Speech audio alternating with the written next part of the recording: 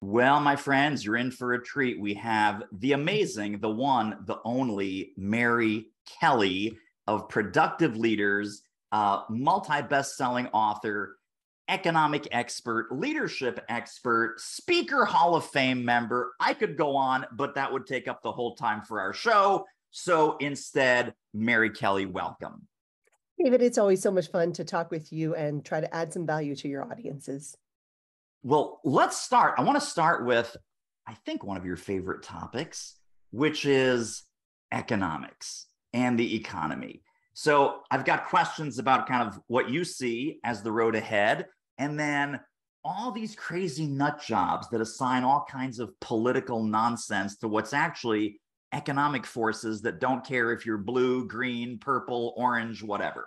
But let's start with the economy. So right now, as we're recording this, people are saying recession, depression, inflation, everything is going haywire. Employment numbers up, down, sideways, great resignation, all these forces, all these trends that I know that you help your clients make sense out of and that you help your audiences make sense out of. What are the top 3 or 4 forces at work right now that you're sharing with your audiences and clients? So what my folks are concerned, of course, about are we in a recession? The answer is yes. 2 successive quarters means a recession. That's just the definition. You don't get to change it because you don't like how the numbers make you look. You just don't get to do that. Technically, we're in a recession. Now, for businesses, the answer is, and it doesn't matter. And people say, what? I'm like, hang on. If you were properly prepared for all different market fluctuations, the recession should not matter to you. You should be able to weather the storm, whether or not it is a global pandemic, whether or not it is rising interest rates, whether or not it is a housing issue. Does not matter.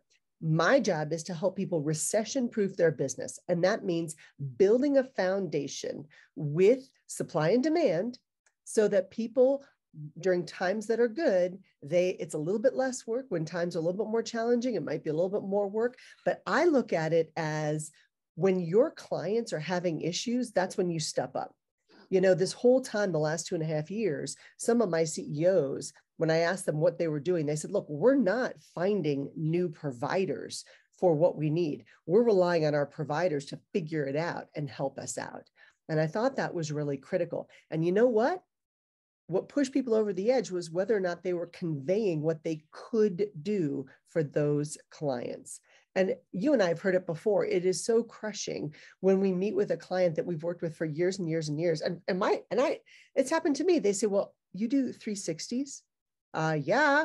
Oh, you do management assessments? Yeah. Been doing it for 15 years. Pretty good at it. And this is all part of it. So back to the economy. So recession, yeah, we're in it. You're going to start to see the job market become more competitive for the people being hired. Depends on when you looked at it. It was 0.8 people available for every one job. In some instances, it was 0.5. So there just weren't enough bodies available to work. That's called the labor force participation rate. Do we have the people in the job market who are either working, thinking about working, looking for work? That's the labor force participation rate. And for some people, work just got to be such a pain in the you-know-what that they went, you know what? I'm out. Peace out. We're done. And then after a year or two at home, they're saying, you know what? TV is not what I remembered it to be. This sitting around jazz, not so great. There's 4 million people every single month who have voluntarily left their jobs. And partly it's because the hassle was just too great, or because their kids were in school and they couldn't rely on the schools having school, or because maybe somebody in their family got sick. There's reasons. But 4 million people now per month are currently available for you and your organization to go hire. And they weren't available before, or if they were, you didn't know how to find them. And now they're easier to find. So yes, recession, job market is going to get more competitive on the individual side. There's talent out there if you choose to find it. And interest rates are going to keep going up for the end of this year and throughout 2023. Awesome. Thank you for that capsule summary of sanity, of clarity in all the confusion and all the craziness. I do want to just dip in a little bit to some of the craziness around this economic discussion. Because whoever is in Congress, whoever happens to be in the White House, Democrat, Republican, like them, love them, hate them, doesn't matter. To what extent does, and I'm talking like politically specifically, we're not talking about World Bank, we're not talking about Federal Reserve, because there they have some levers, I imagine. I'm talking about president and Congress. What the hell is going on with blaming politicians for economic forces and global trends? Does that make you nuts like it makes me nuts? And then what is the voice of sanity around maybe neutralizing some of that craziness? Yes, and yes, and yes. So here's the deal. A government's job is only one job, and that is to protect its citizens and their stuff. That's it. That's the government's whole job. Anything else, education, transportation, social justice, all those things, that's not their job. Now, where things get muddy is when the government delves into things that are not their job.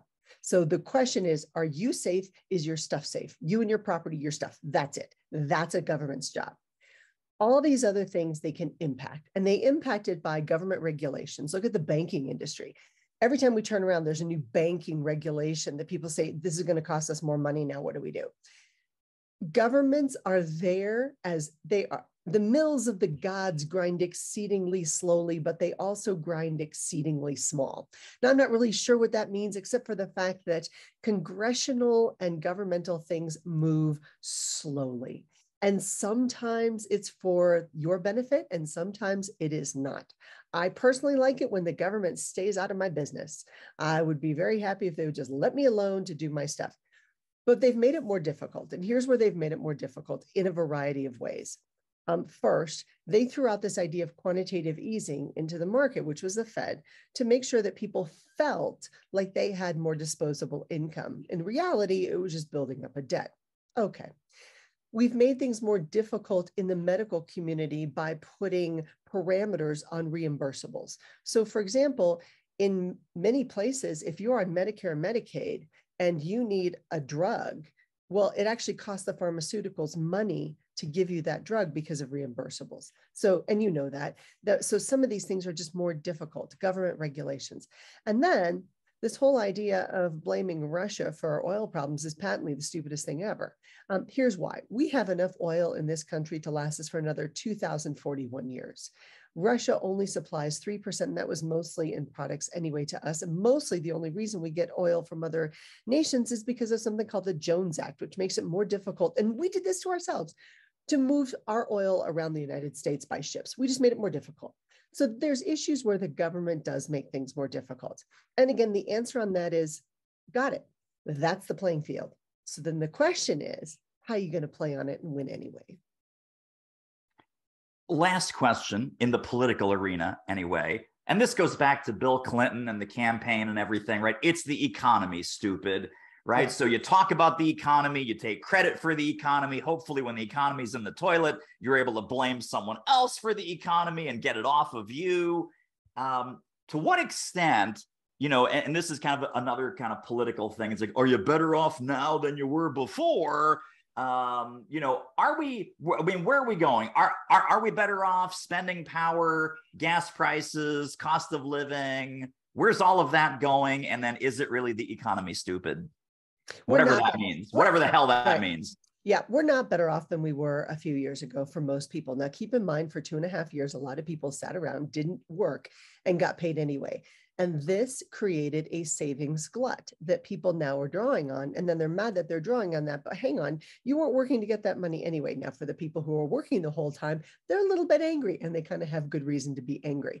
If we calculated inflation the way we did in the 80s, inflation would be about 17%, not the 8.5, which it is now. Last month, it was 9.1. Next month, it's going to stay in the 8s. It's been in the 8s really since last February, even though they said it was 7.999999. We all knew it was in the 8s.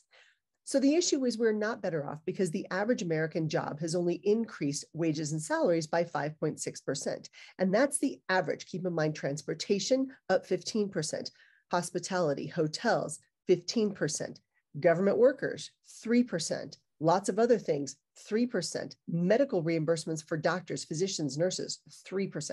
So all of a sudden, maybe you're only getting that extra 3% a year, but core inflation and regular inflation says, hang on, everything else is 9% more expensive than it was a year ago. So the reality is people are going shopping and they're able to buy less with more money, and that makes them cranky. If you go through fast food restaurants, I love fast food restaurants because they post their stuff. And if you buy the same thing at a fast food restaurant all the time, and I have a fast food restaurant. This is in no way to be an endorsement, affiliation, or any kind of nutritional recommendation, but I like the 3-piece egg roll at Jack in the Box. All right. Now, just a year ago, that was where I live, $3.59. Plus you got the sweet and sour sauce. Now it is $4.59. So that is a significant increase. Now, what people don't understand is that when you do things like raise minimum wage from $7 to $15, where it impacts are the places where people with minimum wage tend to be impacted, which is fast food restaurants, lower end spectrums. So I laugh because I'm like, you think those people at the World Economic Forum have eaten at a Jack in the Box in the past, I don't know, 20 years? The answer is no. And same for other fast food restaurants. So we've got this challenge right now where there is a confusion about inflation. Inflation is the general upward movement of prices. And we as Americans, and I apologize to all of our international friends, we only measure things in terms of gallons. We know how much a gallon of milk costs. We know how much a gallon of gas costs. Pretty much after that, unless it's a 3-piece egg roll Jack in the Box, we don't pay any attention. So we know that gas prices have actually steadily gone down over the past 2 months. And the reason for that is a lot of people were planning on trips in the summer, and then they decided they could not take trips because it was just going to be too expensive. So they did not make those road trips. And we know this because of hotels and tourism and travel and all of that. And we also know that the price of milk has continued to go up. Right now, inflation as it is right now is costing the average American family an extra $481 every single month. And that's hurtful. So they are dipping into their savings. The other place we measure this is we look at credit card expenditures. And we know that our credit card debt, and again, you're looking at the lower end of the spectrum because wildly wealthy people aren't getting credit card debt. They don't have credit card debt. But we know that it's increased by about $40 billion per month since March. Now, this has nothing to do with Russia invading Ukraine. It has everything to do with supply chain problems. Some of it we're able to make better. Some of it we're making worse. California passing the law saying that, and this is their state's legislature, passing the law making it more difficult for 700 independent truckers to do business in California means your cost of everything is going to go up. We know that the price of a container before all this started, a 40-foot container, was about $2,000. At its peak, it went up to $29,000. Now it's down to about $7,000. So there's all these market forces at work. There's a lot to pay attention to if you choose to. As you know, David, I get up every single morning and I look at economic data, and that's enough to make anybody crazy. So my business people say, okay, Mary, all this stuff, all the crazy, all these things, here's all these. So there's jobs, there's wages, there's housing prices, there's interest rates, there's whether or not I can get a business loan, whether or not my property value is higher or lower, whether or not my kids are in school, all of these things. So what do I do? And what do you do? You focus on the things you can control. That. You focus on because you can't control all those things. You Right. can't control whether Will Smith is going to slap Chris Rock on a stage. You can't control what happened during the Olympics. You can't control the fact that your new refrigerator that you want to put in your house is doing donuts in the middle of the Pacific Ocean because the port of Shanghai has been shut down for 8 weeks. You can't control that. What you can control is how you react to it. Got it. Check. And then make a list of the things you can control, which is your business, your health, your relationship, your family structure, your community, and you focus on that. I love that. Absolutely. Because otherwise you're just the guy sitting in the middle of a storm and bobbing in the ocean with no proactive control over anything. Right. And it doesn't mean that you don't care about those things. It doesn't mean that you don't pay attention to the news. It doesn't mean those things. What it means is when you get up every morning, and you and I both know people who they get up in the morning and they start watching the news, and then they get mad at everything going on in the world. And it paralyzes them into inactivity. Yes. And it makes them angry and frustrated and irritated. They're lovely to be around when they're that way, by the way. It's just lovely. And then they don't get to work. You know what helps? You know what trumps all fear? Action. Action trumps fear. So Yeah, let's take the right action in the right way that's going to help you move your business forward at the right time so that you are recession proofed. totally. Well, let's switch to your other favorite topic, which is leadership. And you've got a number of fantastic books out there. There is Why Leaders Fail. There's your amazing book on succession called Who Comes Next. Let's talk about this kind of the culture, the work culture that we're in. Remote, hybrid, come back to the office, don't come back to the office. What your finger on the pulse of kind of leadership today in a corporate setting? And it's so funny. I want to ask you a question behind the question. Whether people read Why Leaders Fail, whether people read Who Comes Next, I am betting that people have said to you, this is so amazing. How did you know that all of this stuff was coming down the pike? How did you know that we were going to go, COVID and all these leadership things you talk about are so vitally important now more than ever? And you're like, well, these are sort of evergreen leadership principles that they were really important before and they're really important now. But let's first talk about kind of remote, hybrid, come back to work. And then I want to talk about kind of the COVID impact as you're seeing it on succession. So where are we in this come back to work, don't come back to work, you're an adult, you're not an adult, we need to see you, we need to touch you. Where's all that right now? Many people found that they worked better at home. Great. So guess what? You can get more done. You can be more productive. You don't have to worry about, wasting time on what to wear, wasting time on the commute, all the benefits that we've heard. But what a lot of people don't understand is for a lot of people, working from home is a disaster. And it's not because they don't want to work from home. It is because maybe there's not enough bandwidth, both mentally and physical bandwidth. Maybe there's not enough computers. Maybe there's not enough physical space. Maybe you're trying to work from home and maybe you work in a household with 9 other people. Maybe there's not enough air conditioning. Maybe there's not enough heat. Maybe there's not enough food. Maybe there's a domestic violence situation. We think work from home is this magical bean, because for many of the people making those decisions, working from home for them was a no-brainer. They already had a home office. They've been working there, and it looked like something out of the movies, big desk and pretty bookshelves and all this other stuff. If you saw my office right now, you would not be impressed. And there's 2 sleeping dogs on the floor because they know when mommy says mommy's on a podcast, they drop into the dog beds. Pay very close attention. For us, it's different. When you've got the big space at home and everything is comfortable, it's a very different working situation than when somebody is desperately trying to make phone calls, be on Zoom calls, get work done. They don't have a kitchen table that's not littered with their kids' stuff. Maybe, there's just a lot going on. So there's a balance. And for some people, working from home does make them more productive. We also know that for some people, working from home meant let's goof off all day. And that is a management and a leadership issue. Are you holding your people accountable? I remember I had a job one time and they said, well, can you get this done by Friday? And it was Monday. And I was thinking to myself, I can get this done in the next 20 minutes. And I said, because I was young and I was a smart Alec person, you know what I mean. Yes. And I said, well, I can get this done in 20 minutes. They said, we want it done right. So take till Friday. And to me, that meant expand the job to fill the time. So I goofed off for like 4 days and I didn't feel good about myself. But a lot of people have learned you can expand the work to fill the time you have. And when you take away all that time of wandering around talking to your friends at work and complaining about work at work and wandering around and get more coffee and doing all those things, that all of a sudden your actual work time, and we guesstimated this way before the COVID thing happened, was less than 6 hours in an 8-hour day. People were simply not working that much. But we also know that some people work faster and better than others. Those are the people you want. So you don't care if those people are working 10 hours a day or 3 hours a day. Are they getting the work done you need?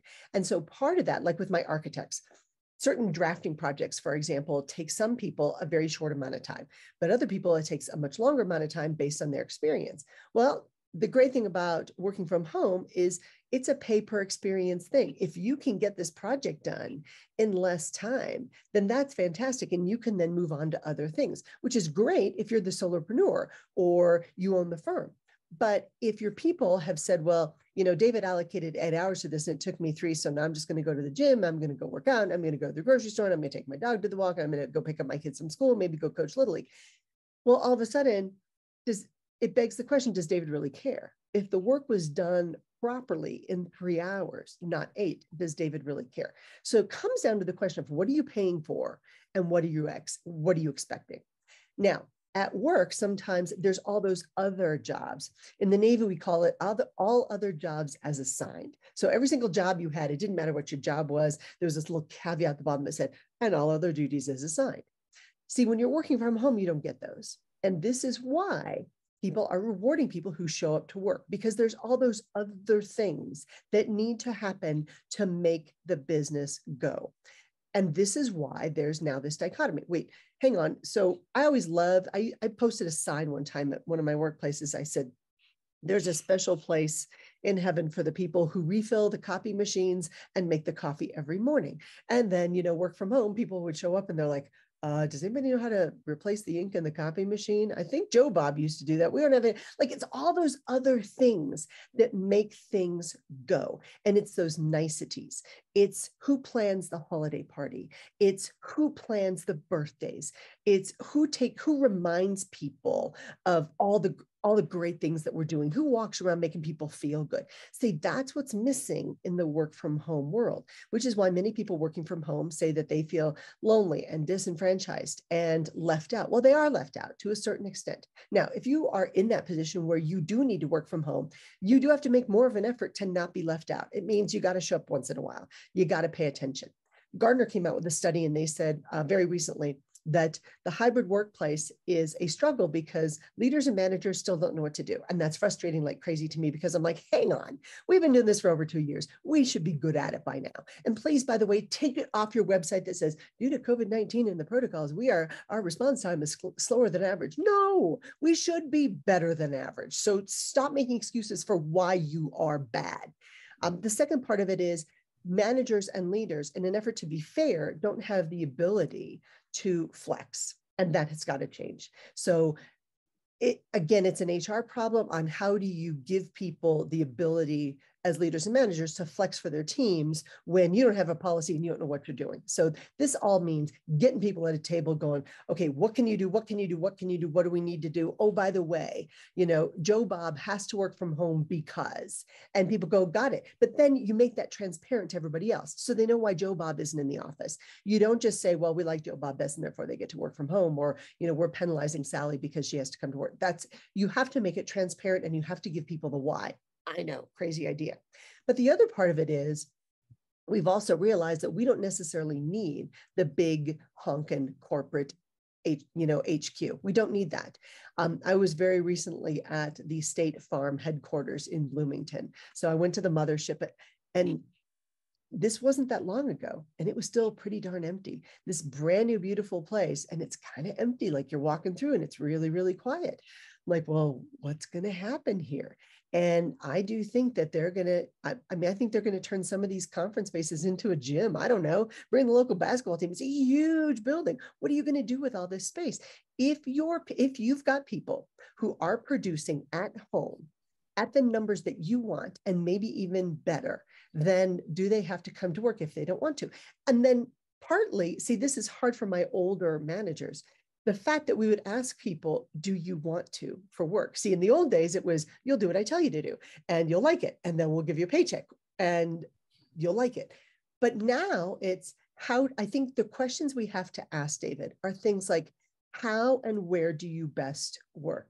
What energizes you at work, whether you're at work or not at work? What energizes you? What can we do to get you more engaged with your team members, with your clients, and with the actual work you're doing? What would be helpful to you? So there's all kinds of tricks that you can do. We did virtual happy hours, as you know, where we'd all get together at 5 o'clock and we would send the bourbon out to folks and the wine out to folks, and we'd all have happy hour together. And it was really fun. What we did for some other people is, one company went into what they identified as their workspace and turned it into a workspace for them. Like, we hired professional organizers. Nobody ever did that in my entire career. In my day job in the office, like, oh, Mary, here's a better way to organize your life and your desk and all these other things. Think about the fact that the average human spends something like, I saw some numbers on this, like 3,000 hours a year just looking for things they can't find or something ridiculous. What a genius idea. So we've got to be more innovative. And that doesn't mean catering to your employees. It means thinking smarter. It means working smarter. It means using the talent, skills, and abilities of the people around you in a way that works for them. Because if not, they're going to go home and watch TV and you're going to lose them forever. Yes. Well, speaking of losing them forever, let's move on to succession, because I know that this is another area where you are a genuine expert about your book, Who Comes Next. I'm sure that even the companies that were on top of this a year or two ago, because whether you call it the great resignation, the great reshuffling, the great I'm out of here, I'm going to get a better job, I'm going to get a better job title, I'm going to get $20,000 more salary, all of these people that were probably in your succession plan because they were the top tier people, and top tier people always leave first when they want to. What impact did blowing all of these holes into these organizations, what impact did that have on the way that leaders should be thinking about succession? And is now the time to have more agile and more flexible succession planning with a couple of different options, almost like, setting up a game plan? Well, if they do this, then we do that. If he leaves, then we're going to go to her. If she leaves, then we're going to go to him. How has that whole world changed? So I thought I was so clever thinking that succession planning was going to be the next big crisis in business. And then COVID hit and we became number two. And for many people, it was a distant number two. However, nothing says, wow, you should think about your succession planning more than, worldwide death. So that was so there was that, but it was instead of planning, it was reactive. Instead of being proactive, like we were really pushing for, it was reactive. It was, the reasons that people leave jobs, and this, that the average American says they're going to work until they're 67 years old, but the average American also tends to leave the workforce at 63, not because they want to, but because, and this is pre-COVID, but because they get sick, they've got a health challenge, their spouse or partner has a health challenge, they have to care for aging parents and they just can't juggle it anymore, or they have to care for a child with, so the health issues are critical, and the child part surprised me. So we think we're good. We think we're healthier than we are. We're wrong. We think that we're invincible. We're not. And we think that we're going to be able to map out when we leave. Haha, COVID gave us that big slap in the face. Surprise, not always your choice. So we really thought that succession planning was going to be, take center stage. And the reality was survival took center stage. So a lot of the strategic planning we did, they said, we're just going to do exactly what you said. It's a domino effect. If we lose Sally, we're going to put in Sarah. If we lose Sarah, we're going to put in Marcy. If we lose Marcy, it was just the domino effect. Instead of looking hard at, hey, how has this position evolved? And what does this position need to do moving forward? And then how does that affect all the other positions? Because reality steps up that, we mostly only pay attention to the top jobs, your top CEO, your comptroller, maybe your VP of development, the person with the great ideas, and everybody else, we kind of treat them like they're, round pegs, round holes. You can find somebody to fill this job. That's not the best possible way to do this. Now, in emergent situations, you're going to just fill the job. I get that. But right now we are seeing, now 2 years into that, people have realized, wow, I could die. Like, really? And we're always so surprised at this. Really? You could? It's really not a matter of if, it's more a matter of when. And it's when you decide to leave this job and how well you want to leave the company. Now, what we also saw the last couple of years was some smaller firms that were, founded by the owner and operator. They just said, well, I'm just going to close up shop. Well, hang on. Why would you do that? Why wouldn't you think about a way to pass this on to somebody else? And the answer is they don't know how. They don't know that the business they built is valuable even without them. I know that's a little bit hurtful, but they don't realize that they have something to pass on. And they didn't plan for it. So all of a sudden you see this revenue going away simply because of a failure to plan. And we know that the average CEO is 6 to 7 years older now than they were 25 years ago, not just because the baby boomers thinking, oh, you pesky kids, you can't be trusted around my company. That's not it. It's not the mystery machine. It's not Scooby-Doo. The issue is that we have to know more as CEOs now than we ever have before. more. We have to know more about HR. We have to know more about finances. We have to know more about regulations, those top three things. And that means more experience. It takes time to get that experience. It takes different experiences to get those experiences. So why would we waste this great crisis that we've all been through for the past few years and not take some very valuable lessons from that? So what has kicked into high gear is strategic planning. People have figured out the way we were doing stuff before was old school. It was based on a 1960s or 70s model, and we need to revamp that. And succession planning, and you're kind to mention the book, Who Comes Next? Leadership Succession Planning Made Easy, because we use a lot of the forms at the end of that book. We've got a great healthy appendix in that where we work through a lot of the forms with folks. So it's quick, fast, and easy on where do we need to go for not just the succession planning piece, but also the strategic planning piece. And people have figured out that they need to plan, or it costs them money, it costs them people, and in some cases it costs them the business. So you see this all the time. With top tiers. A couple of years ago when Jamie Dimon had some heart trouble, the company never missed a beat because they came out and said, yep, he's in the hospital, but his number two people have been prepped for this for years. And we anticipate absolutely no change in the routine. Boom. That's what you want. So we're all replaceable. We just don't like to think about the fact that we're replaceable.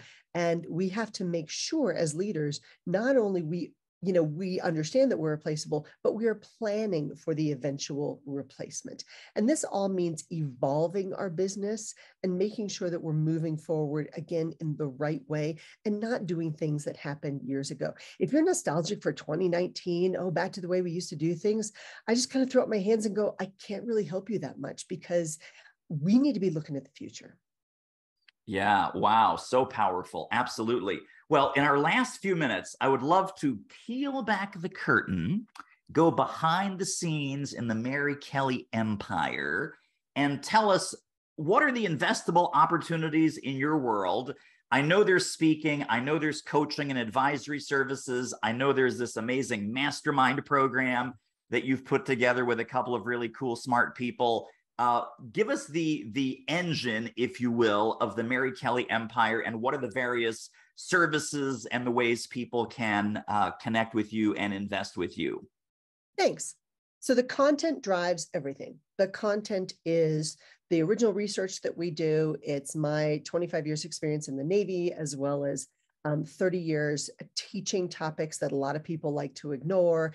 And it's doing the work all the time. So there's that. It's the content drives everything. So I'm still on the road a lot. A lot of my time on the road speaking is also combined with coaching and consulting. Meredith Elliott Powell and I do like to do our succession planning, strategic planning together when we've got a big project, because then there's two brains, not one. The cost is the same. You just get both of us, which I think is way better.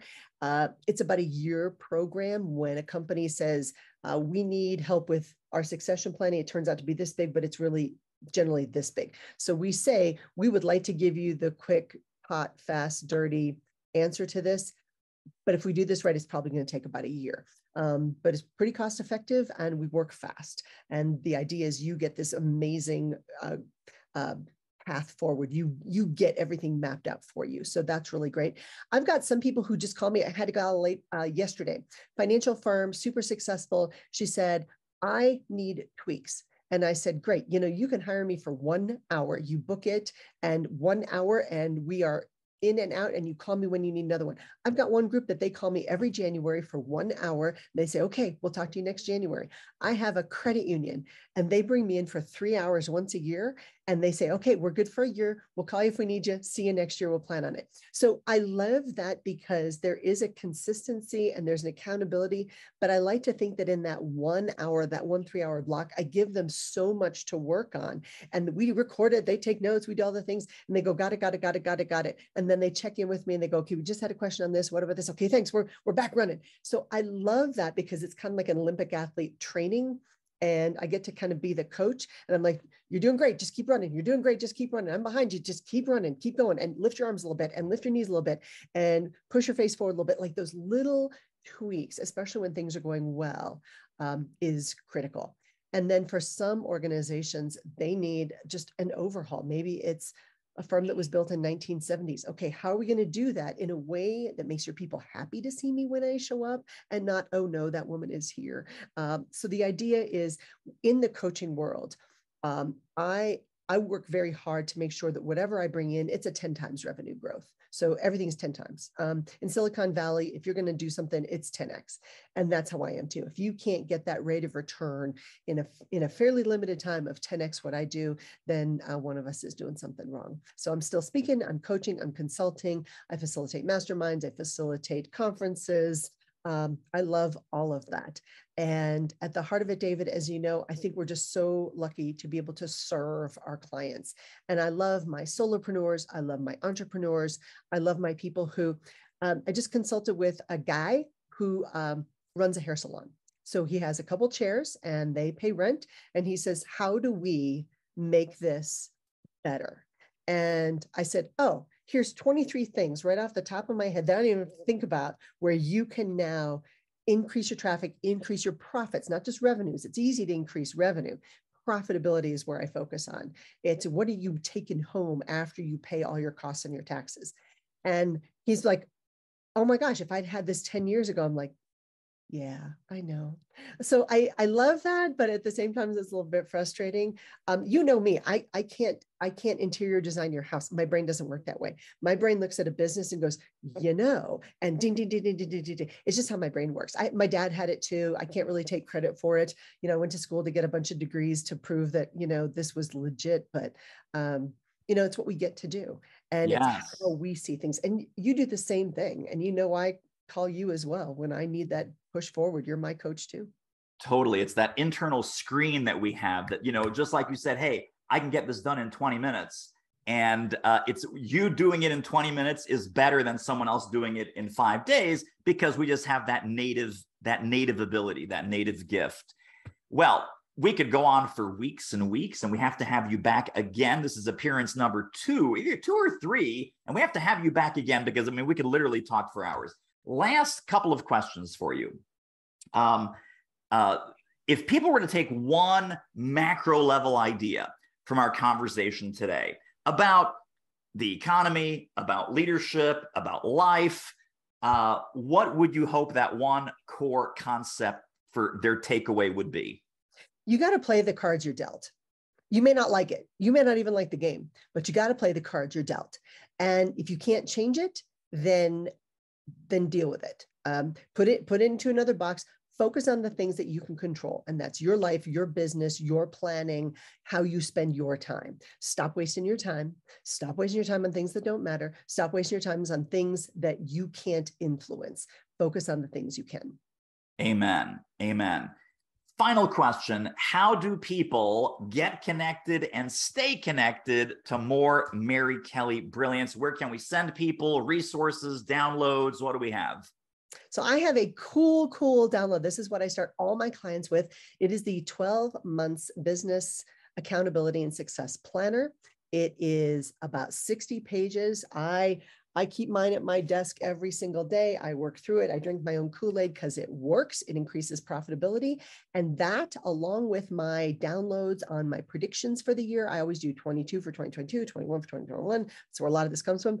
23 for 2023 is ready to go. And I'm just tweaking a few final things at productiveleaders.com/podcast.